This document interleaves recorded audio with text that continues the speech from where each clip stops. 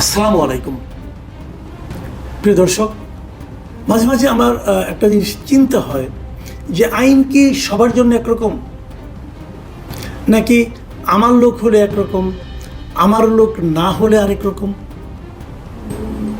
এই কথাটা আমি বললাম এই কারণে যে আমি মিডিয়ার আজকে একটা খবর পড়ে আমি একটু হতভম্ব হয়ে গেছি। এই কারণে খবরটা প্রকাশিত হয়েছে দৈনিক আমার দেশ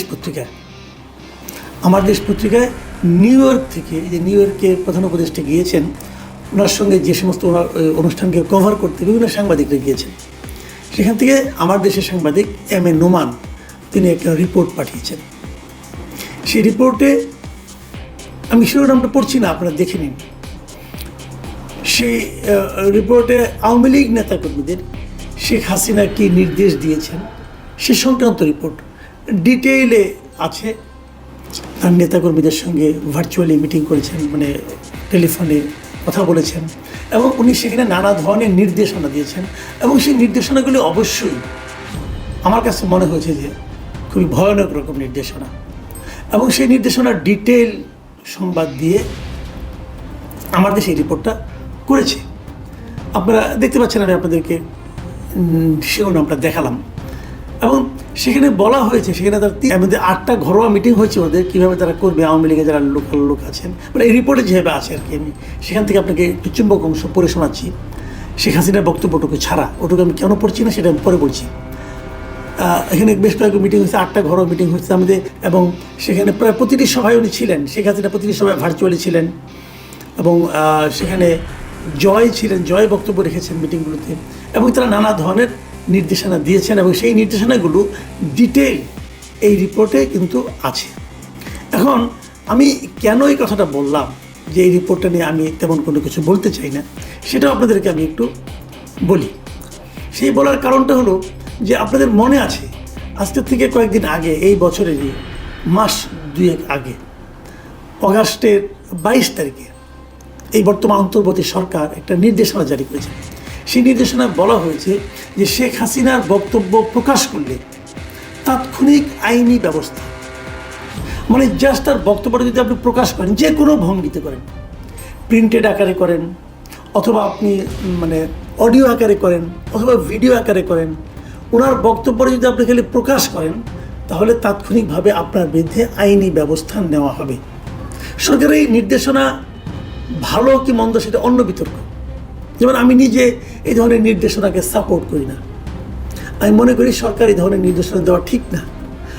এটা নিয়ে আমি তখনই রিপোর্ট করেছিলাম, তখন আমি বলেছিলাম যে এরকম কিন্তু আওয়ামী লীগ আমলে তারেক রহমানের বক্তব্য প্রচারের উপর নিষেধাজ্ঞা জারি করা হয়েছিল। তবে কী ফল হয়েছিল? কিন্তু ফল কী হয়েছিল? তারেক রহমান কথা বলেন নাই। তারেক রহমান তার দলের যে স্থায়ী কমিটি মিটিংগুলি হতো, প্রত্যেকটা মিটিং উনি উপস্থিত থাকতেন না, ভার্চুয়ালি থাকতেন, উনি কথা বলতেন, এবং ওনার কথাকে কোট করে তার দলের শীর্ষ পর্যায়ের নেতারাও জনগণকে অনেক কিছু বলতেন। সবই তো হয়েছিল। যে এই নির্দেশনাটাই আমার বিবেচনায় ছিল, আমার কাছে ভালো লাগেনি, আমার কাছে মনে হচ্ছিল অপ্রয়োজনীয় এবং অকার্যকর একটা নির্দেশনা।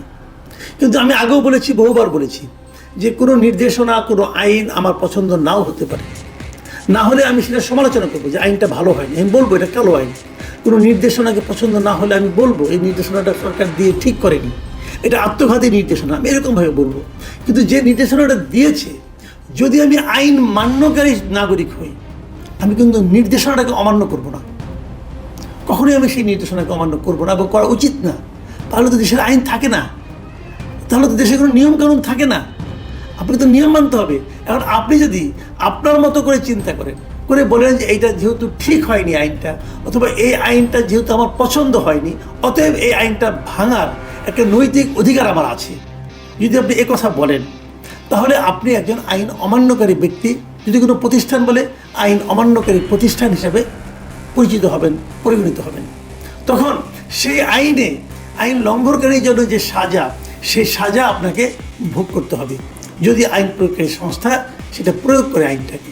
আর প্রয়োগ না করলে কিছু না।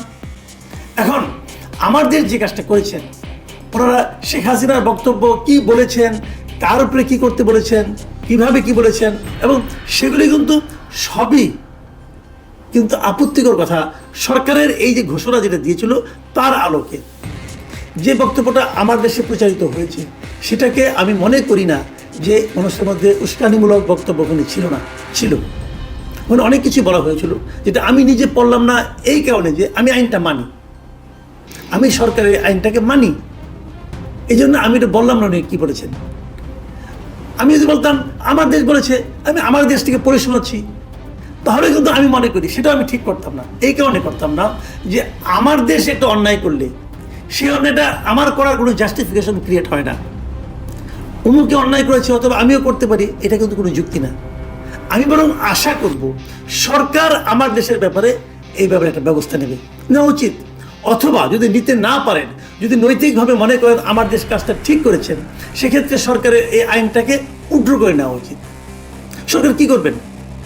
সরকার যদি উড্র না করে নেন, তাহলে এই আইনটা এখন এই আমার দেশকে উদাহরণ হিসেবে দেখিয়ে অন্য অনেক মিডিয়া এখন এটা প্রচার করবে। তখন আপনি কী বলবেন? নাকি আপনি অন্যদের ব্যাপারে ব্যবস্থা নেবেন, আমার দেশের ব্যাপারে নেবেন না? নাকি ওটা আপনার নিজের পত্রিকা এই জন্য নেবেন না? নাকি আপনি ওই পত্রিকার সম্পাদককে ভয় পান এই জন্য নেবেন না? যে কোনো কিছু হতে পারে, কিন্তু আমার কথাটা হলো আইন সবার জন্য সমান। যে আইন আমার জন্য প্রযোজ্য সে আইন ডক্টর ইউনূসের জন্য প্রযোজ্য, সে আইন মাহমুদুর রহমান সাহেবের জন্য প্রযোজ্য। যদি সরকার আইন করে যে এই শেখ হাসিনার বক্তব্য প্রকাশ করলে তাৎক্ষণিক আইনি ব্যবস্থা, তাহলে আমি জানতে চাইব, আজকে তাৎক্ষণিক তখন হয়নি, 24 ঘন্টা পরে হয়ে গেল এই নিউজটা প্রচারিত হচ্ছে, হ্যাঁ, এর মধ্যে সরকার কি কি আইনি ব্যবস্থা নিল এটা আমি দেখতে চাইব। যদি সরকার আইনি ব্যবস্থা না নিতে পারে, তাহলে এই সরকারের করা আইনকে কেউ কি মানবে? অথবা এই আইন যারা প্রণয়ন করেছে তাদেরকে লোকে সম্মান করবে? অথবা এই আইন যারা প্রয়োগ করার দায়িত্বে আছে তাদেরকে লোকে সম্মান করবে? কি হবে? দেখুন, রিপোর্টটা যিনি পাঠিয়েছেন এম এ নোমান, একসময় আমার মানে সহকর্মী ছিলেন, আমি ওনাকে পার্সোনালি খুব পছন্দ করি। আমি কিন্তু ওনার উপর কোনো দায় চাপাচ্ছি না, এইখানে চাপাচ্ছি না। উনি যে পাঠিয়েছেন ওনার পাঠাতেই পারেন, রিপোর্টাররা অনেক কিছুই পাঠান, কিন্তু সেটা ছাপা হবে কি না হবে সেগুলো সম্পাদকীয় নীতি, সেগুলো সম্পাদকের সিদ্ধান্ত।